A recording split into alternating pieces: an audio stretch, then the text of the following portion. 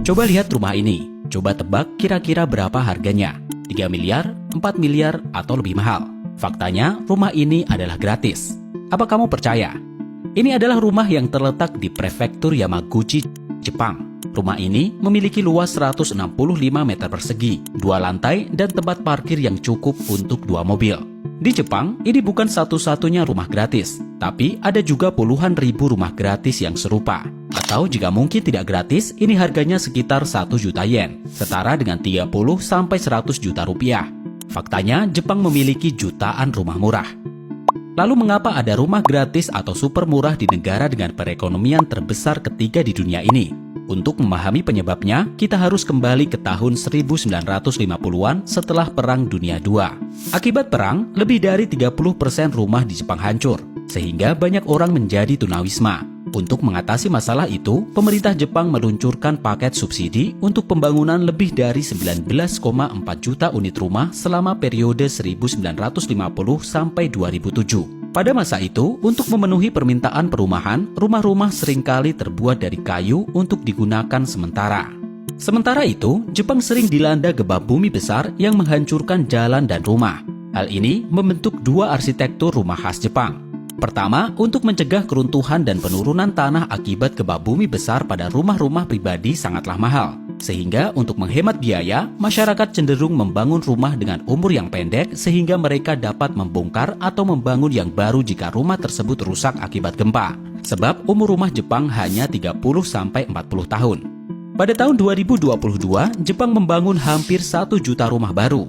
Hampir sama dengan jumlah rumah baru yang dibangun di seluruh Amerika Serikat yang jumlah penduduknya 3 kali lipat jumlah dari penduduk Jepang.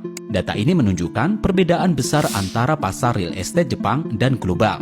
Kedua, kebijakan anti gempa pemerintah Jepang sering direvisi. Setiap kali ada kebijakan baru, rumah yang sudah dibangun sebelumnya harus direnovasi. Jadi, kedua alasan di atas telah membentuk kebiasaan membangun rumah khas Jepang. Tapi mengapa rumah-rumah ini ditinggalkan? Ada 2 alasan utama untuk masalah ini. Yang pertama adalah urbanisasi. Urbanisasi telah menyebabkan konsentrasi padat di kota-kota besar hampir seluruh penduduk Jepang. Selain itu, penurunan angka kelahiran selama bertahun-tahun juga mendorong masyarakat Jepang untuk meninggalkan kampung halamannya dan pindah ke kota. Ingat rumah gratis yang disebutkan di awal video?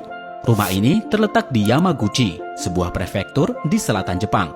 Jaraknya 130 km dari pusat ekonomi terdekat Hiroshima dan hampir 700 km dari Tokyo. Populasi prefektur ini mengalami penurunan rata-rata sebesar 1% setiap tahunnya. Pemilik rumah tidak punya tujuan mengeluarkan uang untuk renovasi karena menurunnya permintaan perumahan di sini. Kedua, perekonomian Jepang hampir mengalami stagnasi selama 30 tahun terakhir. Akibatnya, harga rumah hampir tidak berubah, sementara pajak sangat tinggi untuk menjaga pelayanan publik. Oleh karena itu, masyarakat tidak lagi menganggap membeli rumah sebagai investasi melainkan hanya untuk dipakai saja. Mirip dengan mobil, masyarakat Jepang memandang real estate sebagai liabilitas atau properti yang perlahan terdepresiasi, bukan aset seperti kebanyakan negara lain. Apalagi pajak yang dikenakan atas tanah kosong 6 kali lebih tinggi dibandingkan dengan pajak atas tanah tempat tinggal yang sudah dibangun rumah. Oleh karena itu, rumah-rumah yang tidak terpakai akan dibiarkan begitu saja dan tidak akan dibongkar. Namun fenomena ini hanyalah salah satu masalah terbesar Jepang, seperti penurunan populasi dan stagnasi ekonomi. Mampukah Jepang mengatasi kesulitan tersebut? Yuk berikan pendapatmu di kolom komentar.